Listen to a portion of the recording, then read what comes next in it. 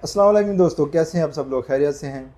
तो दोस्तों इस वक्त हमारे साथ जो है वो तशरीफ़ फरमा हैं, बहुत ही डायनामिक शख्सियत, बहुत ही प्यारे इंसान, हाफिज़ हसनैन। तो चलिए चल के उनसे बात करते हैं। अस्सलाम वालेकुम हाफिज़ साहब। वालेकुम अस्सलाम। हाफिज़ साहब कैसे हैं आप? अल्हम्दुलिल्लाह जी, मैं ठीक हूँ। आप खैरियत से हैं? अल्लाह करम। हाफिज़ साहब सबसे पहले तो जो ऑफिशियली आपका बहुत बहुत शुक्रिया। दूसरी दफ़ा आपने जो है ना आपका हमें। शुक्रिया, आप तशरीफ़ लाए, कोई ऐसी बात नहीं है। तो हाफिज़ साहब सबसे पहले तो आपसे जो है ना स्टार्ट करते हैं सवाल आपका जो आपने स्टार्ट किया ये। तो मेरे ख्याल में शुरू में आपने वीलॉगिंग से स्टार्ट किया था, ऐसा ही है? बिल्कुल। सराइकी व्लॉगिंग से स्टार्ट किया था और 1 डेढ़ साल किया है सराइकी हम्म व्लॉग। और व्लॉगिंग मुझे लगता है डेली व्लॉग जो है ना थोड़ा मुश्किल काम है। हम्म कंटेंट बनाना डेली डेली रूटीन तो आखिर आपकी वही है। हाँ, आप कोई स्पेशल ट्रैवल कर रहे हैं, कोई इवेंट है, उसका तो आप व्लॉग कर सकते हैं और वो मैं अभी भी कर रहा हूँ। कोई हम्म। ट्रैवलॉग हो या कोई इवेंट हो, उसका व्लॉग कर रहा हूँ। लेकिन अगर हम बात करें कि डेली व्लॉगिंग की, वो ज़रा मुश्किल काम लग रहा है। तो मतलब आपको अच्छा खासा मुश्किल लगता है ये? अच्छा खासा मुश्किल लगता है। वो एक तरीके से आसान है। अगर आप अपनी फैमिली दिखाते हैं तो आपको व्यूज़ मिलेंगे और फिर आपके पास कोई कंटेंट ना भी हो तो वो चलेगा। मतलब वही कंटेंट है वही फिर? कंटेंट है। अच्छा, इसके ऊपर मैं सवाल मैं आपसे बात करूंगा ये करना ज़रूर था मैंने सवाल, लेकिन अच्छा वो आपने वो मुझे पहले से ही दे दिया उस तरफ। तो फिर ये कैसे हुआ कि जी मैं वीलॉगिंग से जो है वो पॉडकास्टिंग, क्या हाफिज़ साहब को देख के या? नहीं, भाई तो ऑलरेडी पॉडकास्ट कर रहे थे। एक तो वो मुझे बहुत ज़्यादा जो है ना पुश करते रहते हैं सोशल मीडिया की तरफ, इन चीज़ों की तरफ। तो जब मैंने थोड़ी सी हिम्मत हारी या मुझे लगा बड़ा मुश्किल काम है ये, तो उन्होंने कहा यार हिम्मत नहीं हारनी, तो लगे रहो तो कुछ ना कुछ अच्छा हो जाएगा। तो एक चैनल है, अच्छा बड़ा नाम है, उनके सोशल मीडिया पे उन्होंने पॉडकास्ट शुरू करनी थी। हम्म और उनके साथ कोई डील बन रही थी कि मैं उनका एज अ होस्ट उनके साथ काम करूँगा। हम्म। तो वो डील बनते बनते बस ऑलमोस्ट फाइनल होते होते रह गई हमारी डील, उनके साथ फाइनल ना हुई।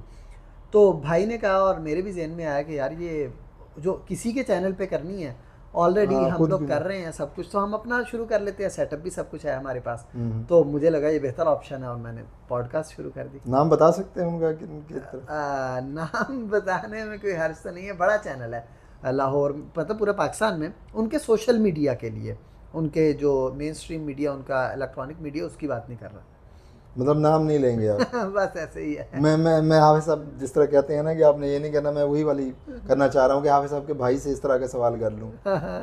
तो हाफिज़ साहब आपकी जो बेसिक एजुकेशन आप पंजाब यूनिवर्सिटी से पढ़े? पंजाब यूनिवर्सिटी से ग्रेजुएशन है। बीएस ऑनर्स किया पॉलिटिकल साइंस में। और बस डिग्री की है। मैं कोई हमेशा एवरेज स्टूडेंट रहा हूँ, कोई पढ़ने वाला नहीं हूँ। और डिग्री मेरे पास ज़रूर है। पॉलिटिकल साइंस की? पॉलिटिकल साइंस इसका बीएस मतलब ऑनर्स। पॉलिटिक्स में इंटरेस्ट भी होगा? नहीं, पॉलिटिक्स में इंटरेस्ट तो इतना नहीं है। और कहीं शायद एडमिशन नहीं हुआ तो पॉलिटिकल साइंस में हो गया, तो इसलिए डिग्री कर ली है। मतलब जो हमारी तकरीबन यूथ का यही हाल है, वही है कि बस जो चीज़ मिल जाए ना उसको पकड़ लो। उसको पकड़ लो। तो पॉलिटिक्स में इंटरेस्ट बिल्कुल भी नहीं है?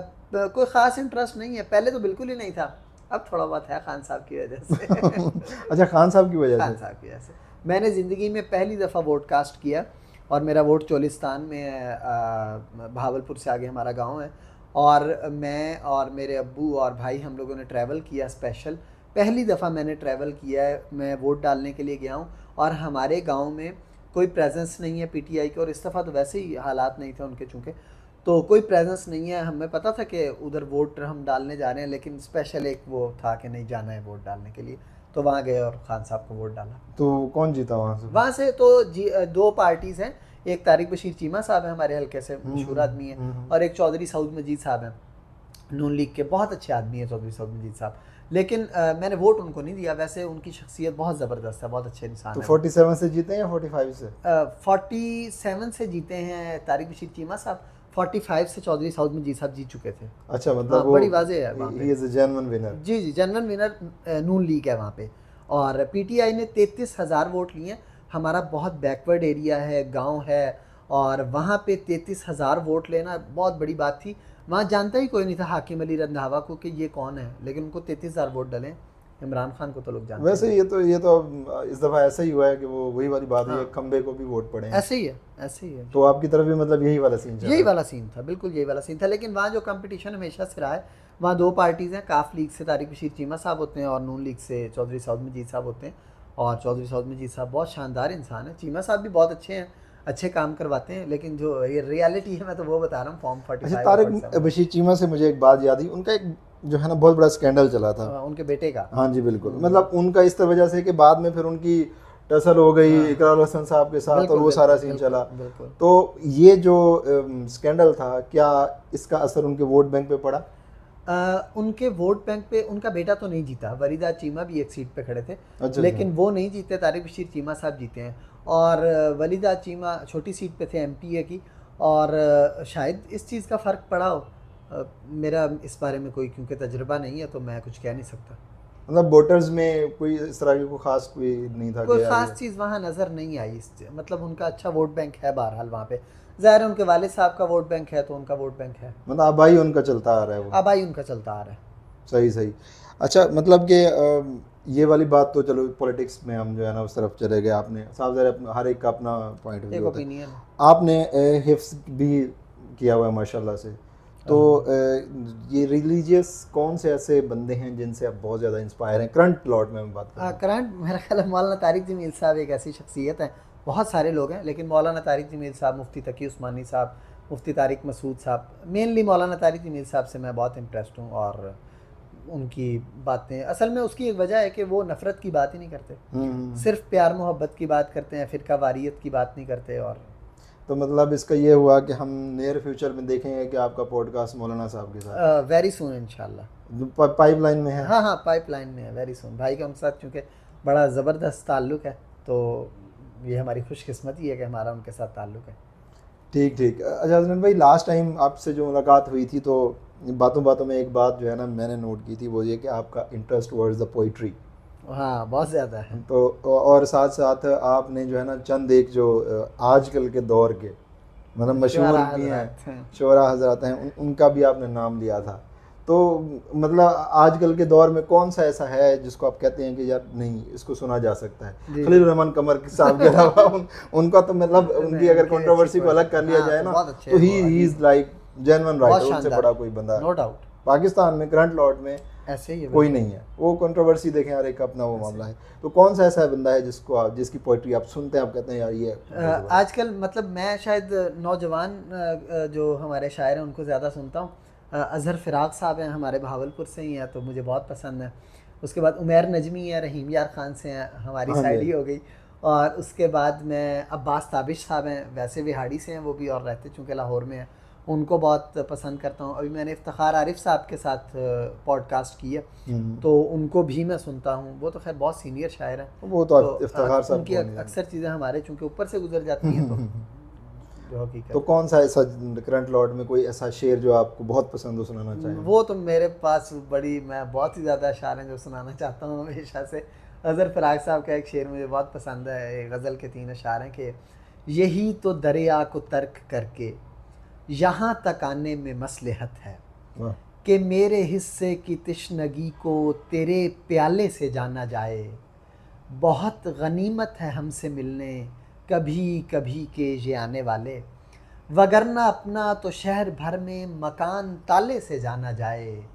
बसारतों को बसीरतों की सनद नवाजी गई है अज़हर, यही ना हो शहर कम नज़र में सफ़ेद काले से जाना जाए। वाह वाह वाह वाह, क्या बात है। अच्छा हाफिज़ भाई, हसनैन भाई या हाफिज़ भाई वो दोनों ही एक साथ, अभी जो है ना वो बात चल रही थी अभी वीलॉगिंग की। तो वीलॉगिंग के बारे में मेरा ये सवाल आपसे है कि ये जो आजकल एक ट्रेंड चल निकला है, ये मैंने अहमद फौजान भाई से भी पूछा था ये वाला, कि ये जो करंट फैमिली वीलॉगिंग है इसको आप किस नज़र से देखते हैं? कि क्योंकि मैंने थोड़ा सवाल लंबा हर दफ़ा इस वजह से कर जाता हूँ कि जो अब हमारे माशरे में ना इन लोग बटे हुए हैं, कुछ इसको समझते हैं कि ठीक है, कुछ समझते हैं कि यार ये कर क्या रहे हैं, ऐसे ही है। तो आपका इस बारे में क्या ख्याल है? चूँकि मैं खुद नहीं करता इसलिए मेरा ख्याल है मैं पसंद भी नहीं करता।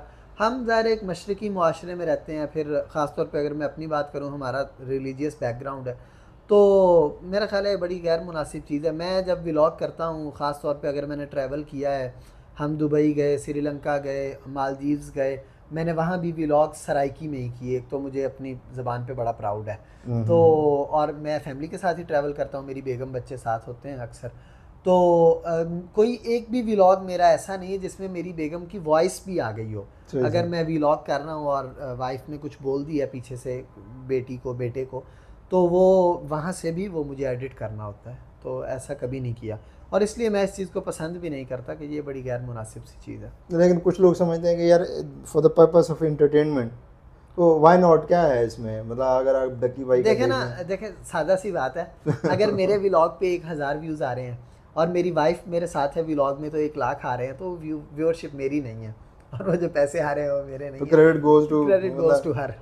तभी फिर इसका मतलब है तभी सिस्टोलॉजी इतनी हिट है। बस ये तो कुछ भी नहीं कह सकते, अच्छा कंटेंट है उनका। अच्छा वो मुझे लगता है कि वो ठीक है उनका, जैसे कमल आफ्ताब है वो ठीक है। उसकी वजह ये है कि वो खुद सोशल मीडिया इन्फ्लुएंसर्स हैं, वो खुद अपनी व्लॉगिंग कर रही हैं। वो ये नहीं है कि उनके हस्बैंड सिर्फ आके उनको प्रमोट कर रहे हैं या उनको व्लॉग में ला रहे हैं, वो शायद ठीक है। लेकिन एक बंदा अगर अपनी फेस वैल्यू खुद बना ली है उसने, अब डक्की भाई हैं, डक्की की कितनी ज़बरदस्त ऑडियंस उनकी शादी से पहले की है, कोई अब तो उनको व्लॉग नहीं, लेकिन बूस्ट तो उनको इसके बाद ही मिला, मतलब ठीक मेरा ठाक। ख्याल है बहुत अच्छे वो उनके व्यूअरशिप ऑलरेडी थी, इसके बाद कुछ और मज़ीद बूस्ट मिल गया होगा, ये ज़रूर आप कह सकते हैं। लेकिन सिर्फ उनको इस वजह से व्यूज़ मिल रहे हैं कि वो अपनी वाइफ के साथ आ रहे हैं, तो ऐसा हरगिज़ नहीं है, मेरा ये ज़ाती ख्याल है। नहीं तो आप समझते हैं कि एस्ट्रोलॉजी, क्योंकि they were the influencer, social influencer, तो वो ठीक है। वो ठीक है। अब देखें मतलब वो गलत सही का फैसला मैंने तो नहीं करना Obviously, लेकिन तो हाँ अब देखें ना, उनके जो हस्बैंड है अरीब शायद नाम है, इकरा के जो हस्बैंड है एस्ट्रोलॉजी के, तो वो अरीब की कोई सोशल मीडिया प्रेजेंस नहीं थी, तो ठीक है अब वो भी आ रहे हैं उनके साथ व्लॉग्स में, तो अच्छी बात है, ठीक है। मतलब ऐसा नहीं है कि कोई हस्बैंड अपनी वाइफ को दिखा रहा है, बार बार दिखा रहा है और वो उस पर रजब फैमिली, हर किसी का अपना अपना मेरा ख्याल है ओपिनियन है, वो अपनी जगह राइट होंगे। मैं ज़ाहिर है किसी को गलत तो नहीं कह सकता, मेरा एक अपना तज्जिया, मैं अपनी बात कर रहा हूँ कि अच्छा, इसके बारे में मैं थोड़ा रेफरेंस देता चलूँ। अहमद फौजान भाई ने कहा था कि जी वहाँ से मतलब मतलब ये जो यूट्यूबर्स है वो वाला कंटेंट लाते थे जो कोई देखता नहीं था, वहाँ से जब हम फैमिली व्लॉगिंग तक आए हैं तो इससे आगे फिर हम जो है ना वो ध्रुव राठी तक भी पहुँच ही जाएंगे। ऐसे ही है, यही प्रॉब्लम है ना असल में, वो आहिस्ता आहिस्ता ही बंदा एक लिमिट क्रॉस करता है और थोड़ा आगे जाता है। मतलब हमें पॉजिटिव सोच रखनी चाहिए। अच्छा है वो अपना कंटेंट बना रहे हैं, उनका कोई इस तरह की नेगेटिविटी वो नहीं फैला रहे अपनी तरफ से, उनकी एक अपनी ऑडियंस है, लोग उन्हें पसंद करते हैं। अच्छा, तो आप हाफिज साहब के साथ जितने भी पॉडकास्ट हुए हैं, आप भी मेरे ख्याल में उनके साथ गए हैं, ऑलमोस्ट साथ ही। तो अभी फिर फिलहाल में कोई ऐसा बंदा जिसको आपको अप्रोच करने में बड़ी मुश्किल हुई हो, इंडिविजुअल बेस पे करते हैं या हाफिज साहब के रेफरेंस है, सीधी बात बताइए। मैं खुद अच्छा, मैंने आज तक कभी तक किसी को नहीं किया अप्रोच, क्योंकि जो हमारे कोऑर्डिनेटर हैं ऑलरेडी, जो भाई के लिए कोऑर्डिनेशन कर रहे थे, वही मेरे लिए अब कोऑर्डिनेशन कर रहे हैं। मैंने अभी तक ज़ाती तौर पे, हाँ किसी से ज़ाती ताल्लुक़ है, अभी मैंने सिद्दीक जान को किया है रिकॉर्ड।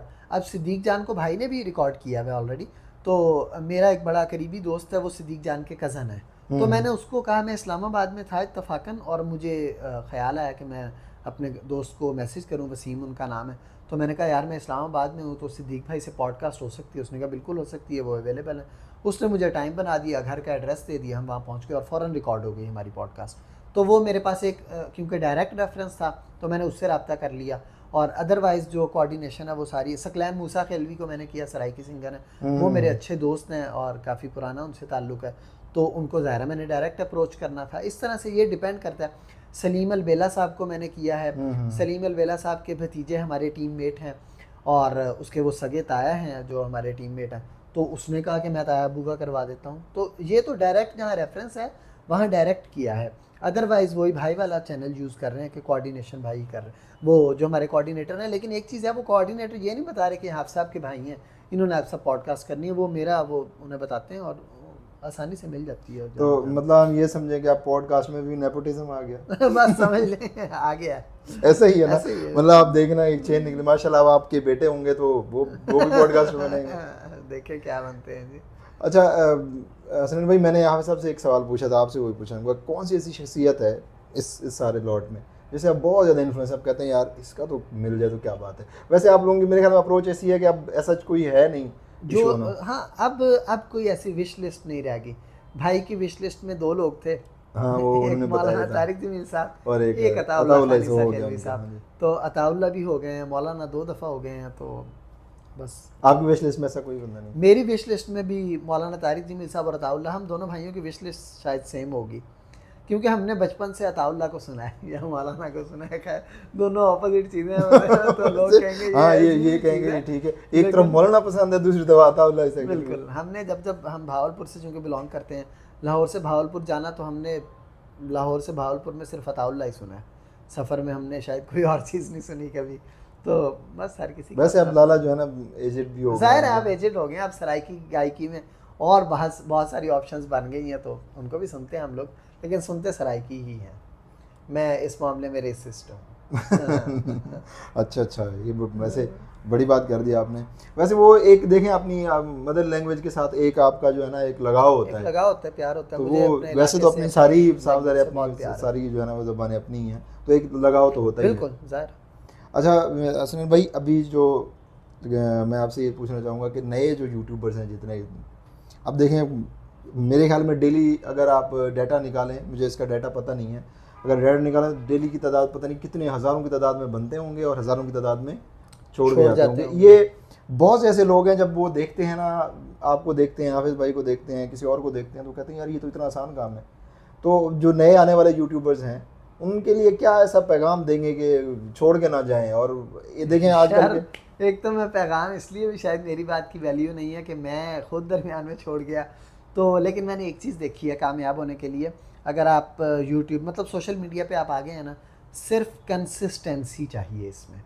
जो बंदा लगा रहा है, शायद आप 4 साल बाद कामयाब हों, शायद आप 4 महीने बाद कामयाब हो जाएं, आपने ज़रूर हो जाना है। कोई भी काम हो, हम लोग ई कॉमर्स का काम करते हैं, अमेज़ॉन फ्रीलांसिंग वगैरह ये वो, उसमें भी हम लोग यही कहते हैं कि जो लोग फ्रीलांसिंग कर रहे हैं उनको क्लाइंट नहीं मिल रहा, तो वो लगे हुए हैं कंसिस्टेंसी से। हमारे एक स्टूडेंट थे, 1 साल बाद उन्हें पहला क्लाइंट मिला, लेकिन वो 1 साल उन्होंने पूरा मुकम्मल ऑनलाइन रह के फाइवर पे, अपवर्क पे गुजारा है।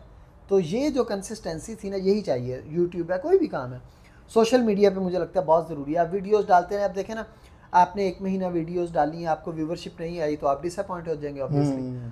तो अगर आप डिसअपॉइंट नहीं होते तो बस यही आपकी कामयाबी है। फिर फाइवर और अपवर्क से मुझे याद है, आजकल फाइवर और अपवर्क का जो है ना बेड़ा बिठाया हुआ है, तो आप भी तो मतलब आपका ज़्यादातर ई कॉमर्स से रिलेटेड है, बाहर से क्लाइंट है, आपके इसके ऊपर भी इफेक्ट पड़ा है इसका इंटरनेट का? अच्छा, इफेक्ट जो डेली रूटीन में फाइवर पे जो क्लाइंट्स बने हुए हैं आपके, वो तो बने हुए हैं ना, वो तो आप उनके लिए काम कर रहे हो। फाइवर ने इस वक्त जो पाकिस्तानी हैं फ्रीलांसर्स, उनको अनअवेलेबल वो शो कर रहा है कि इनके यहाँ इंटरनेट का इशू है, तो उससे ऑब्वियसली बहुत सारे लोग इफेक्ट हो रहे हैं, फ्रीलांसर्स इफेक्ट हो रहे हैं, और हज़ारों लाखों डॉलर हमारे मुल्क में आ रहे हैं। वो मैंने आज एक व्लॉग इस पे किया था, तो वो मैंने कहा कि सिर्फ शायद मुख्तसर लोगों को या चंद मखसूस लोगों को नीचा दिखाने के लिए और सोशल मीडिया पे उनकी प्रेजेंस है उनको हटाने के लिए आप पूरे सिस्टम का बेड़ा गर्क कर रहे हो। इस पे एक शेर भी मैंने पढ़ा उसमें कि उठो ये मंजर शब्ताब देखने के लिए, कि नींद शर्त नहीं ख्वाब देखने के लिए, अजब हरीफ था मेरे ही साथ डूब गया, मेरे सफीने को गरकाब देखने के लिए। मतलब आपने मेरे साथ डूबे जा रहे हो, मतलब पूरा मुल्क डुबो रहे हो, एक बंदे को डुबोने के चक्कर में। ऐसा नहीं। ये शेर किसका है? नहीं, मेरे जहन में शायर का नाम नहीं है। मुझे बहुत सारे ऐसे अशार और गज़लें याद हैं जिनके शायर के नाम मुझे याद नहीं है, और ये मेरी कोताही है, लेकिन कोशिश करता हूँ। काफ़ी याद भी होते हैं, लेकिन ये मेरे ख्याल में भी मेरे जहन में नहीं है। अच्छा हसन भाई, अभी रिसेंटली एक बात हुई है, आपने देखा जितने भी सोशल मीडिया इन्फ्लुएंसर हैं, जो भी कोई खुद की ज़बान बोलता है तो फिर उसको जो है ना उनकी ज़बान बंद करने के लिए पता नहीं क्या। अभी रिसेंट जो है ना आपको पता चला होगा कि ओनली खोसा साहब को जो है ना वो उठा लिया गया है।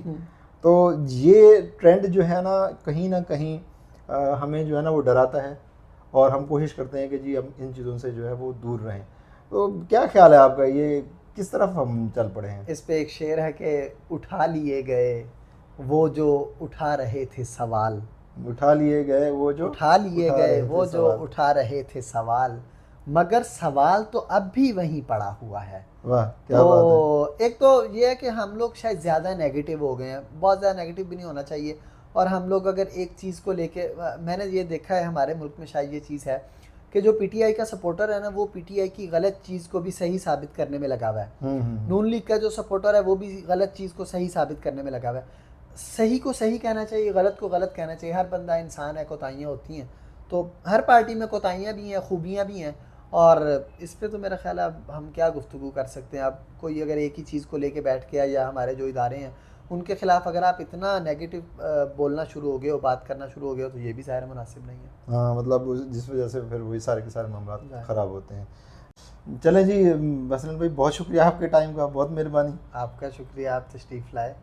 अस्सलाम वालेकुम। वालेकुम सलाम। चलें जी दोस्तों, ये जी आज हमारे जो है ना गेस्ट थे, ये इनकी सारी गुफ्तगू आपको कैसी लगी कमेंट बॉक्स में ज़रूर बताइएगा। और टिल देन हमारी नेक्स्ट वीडियो, अपना बहुत सा ख्याल रखिएगा। Take care friends.